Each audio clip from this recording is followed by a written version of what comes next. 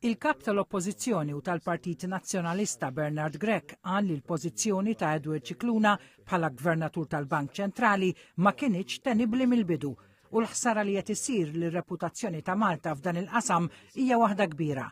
Intervistat fuq Net Television, Dr. Grech qal li l-Prim Ministru reġa' mar lura minn kliemu meta skontu kellu jċedi għal pressjoni tal-Grupp Parlamentari Laburista.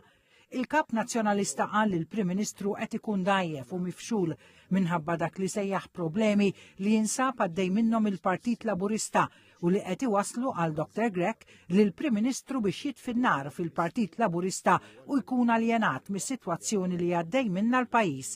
Għalli aktar ma jgħaddi żmien, iktar qed joħorġu dawk li sejjaħ bħala ħniżrijiet kriminali fl-Aġenzija Identità. Dr. Grech sellem il-ħidma li qed jagħmel l-eks deputat nazzjonalista Jason Azzopardi biex mill-qorti joħorġu iktar fatti dwar il-każijiet li fihom għalija mdaħla identità. Huwa staqsa għaliex identità li kellha suspett dwar irregolaritajiet sentejn ilu u qalet li anke kelmet lill-pulizija sa issa ma semma xejn. Staqsa x'passi ħadet il-Pulizija u l-Kummissarju tal-Pulizija li qal għandu l-obbligu lejn il-poplu jgħid jekk investigax.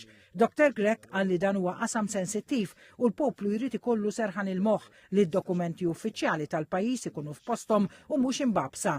Qal li dwar dan għandu jwieġeb il-Ministru Byron Camilleri.